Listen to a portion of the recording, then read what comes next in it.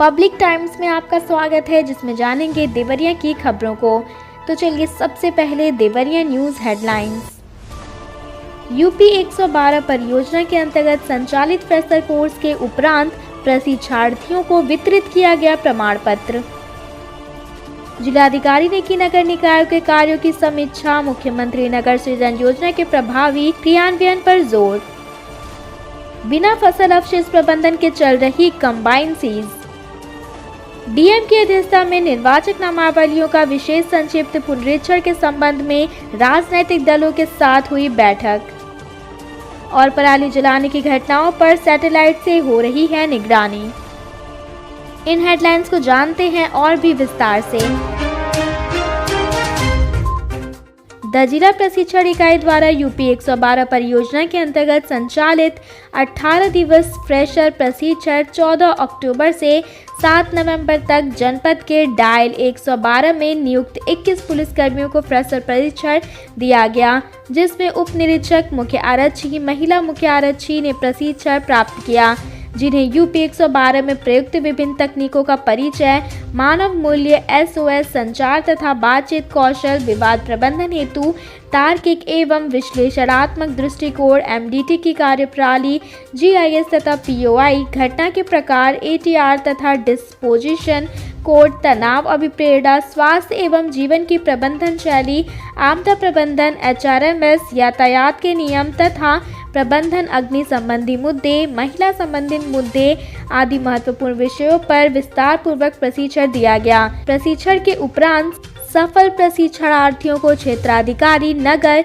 Shri S Tripathi द्वारा प्रशिक्षण प्राप्त पत्र प्रदान किया गया तथा उनके द्वारा प्रशिक्षणार्थियों को उपरोक्त के संबंध में बताई गई बातों पर अमल करने तथा उनका सदुपयोग करने संबंधित आवश्यक आदेश निर्देश दिए गए। तदुपरांत उक्त मुख्य आरक्षी एवं आरक्षीगणों के साथ सूक्ष्म जलपान करते हुए उनके साथ पुलिस की अनुशासनात्मक कार्यप्रणाली तथा व्यवहारिक ज्ञान के संबंध में चर्चा की गई।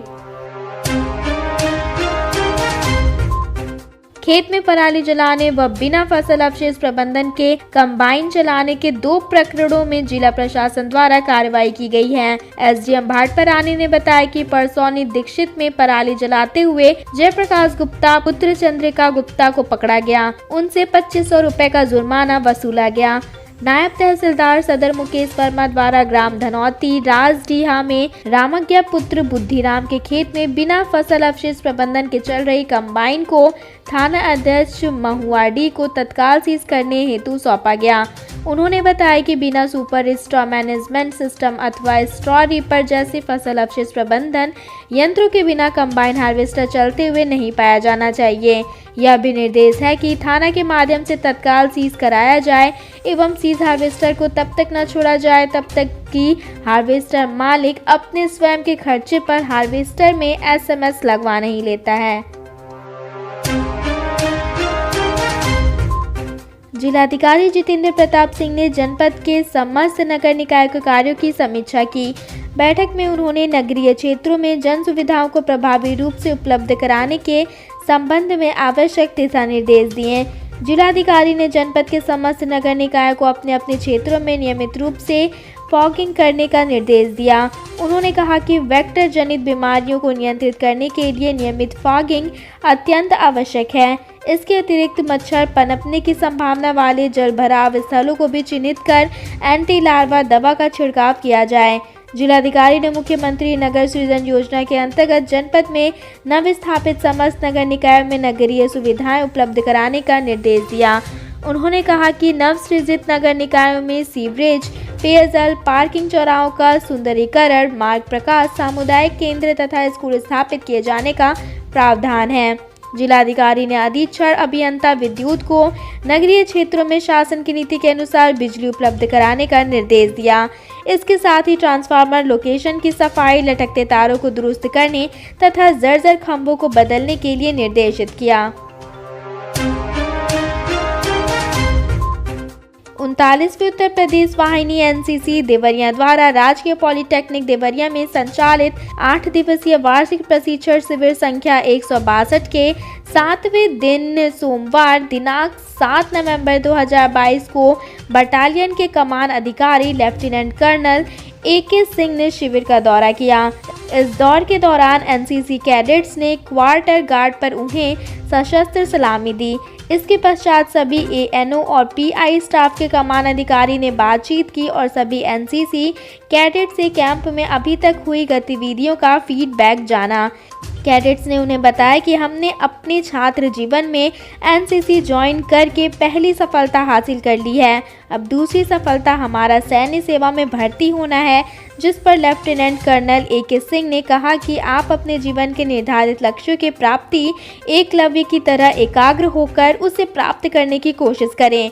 आप अवश्य सफल होंगे और कहा कि पूर्वांचल के क्षेत्र से ही पंडित राम प्रसाद बिस्मिल, बाबा राघव दास आदि स्वतंत्रता संग्राम सेनानियों के जीवन से हमें प्रेरणा लेनी चाहिए। आगामी 1 जनवरी 2023 के आधार पर विधानसभा निर्वाचन क्षेत्र के निर्वाचक नामावलियों का विशेष संक्षिप्त पुनरीक्षण के संबंध में जिलाधिकारी जितेंद्र प्रताप सिंह अध्यक्षता में सोमवार को राजनीतिक दलों के साथ बैठक कलेक्ट्रेट सभागार में आयोजित की गई। जिलाधिकारी ने कहा कि पुनरीक्षण कार्य हेतु बूथ लेवल एजेंट की नियमित समस्त राजनीतिक दलों द्वारा किया जाएगा तथा नियुक्त BLA आयोग द्वारा मतदेय स्थलों पर नियुक्त BLO के साथ सामंजस्य स्थापित कर निर्वाचक नामावलियों को 100% अद्यावधिक एवं त्रुटि रहित तैयार कराए जाने में अपना सक्रिय योगदान करें। उक्त के अतिरिक्त आयोग के दिशा निर्देशानुसार बूथ लेवल एजेंट्स द्वारा एक बार में 10 और पूरे पुनरीक्षण अवधि में कुल 30 फॉर्म आवश्यक घोषणा पत्र के साथ जमा कर सकते हैं। जिलाधिकारी ने कहा कि आयोग से प्राप्त निर्धारित कार्यक्रम के अनुसार जनपद के समस्त 7 विधानसभाओं के मतदेय स्थलों पर अपने स्तर से बूथ लेवल एजेंटों के नियुक्ति कर उन्हें आयोग के निर्देशों के भली भांति अवगत कराते हुए विधिवत प्रशिक्षित कर निर्देशित किया जाए कि उन्हें आवंटित मतदेय स्थल पर निर्वाचक रजिस्ट्रीकरण अधिकारी द्वारा नियुक्त BLO समुचित सामंजस्य स्थापित कर उनसे संबंधित मतदेय स्थल के अंतर्गत आने वाले ग्रामों और मजरों के मतदाताओं का जागरूक करें कि जिन मतदाताओं के नाम मतदाता सूची में अंकित नहीं है वे अपना फॉर्म 6 भर कर मतदाता सूची में अंकित करा लेवें तथा जिन मतदाता के नाम त्रुटिपूर्ण है ये अपना फॉर्म भरकर नाम शुद्ध करा लें तथा जो मतदाता अन्यत्र चले गए हैं या जिनकी मृत्यु हो गई है उनका फॉर्म 7 भरवा कर नाम अप्रमार्जित कराते हुए प्रश्नागत पुनरीक्षण के सफल संचालन एवं मतदाता सूची को त्रुटि रहित तैयार कराने में अपना पूर्ण सहयोग प्रदान करें। उप कृषि निदेशक विकेश कुमार ने बताया कि जनपद के क्षेत्रों में पुआल जलाने की घटनाओं को रोकने के लिए भारत सरकार ने कड़ी किलेबंदी की है।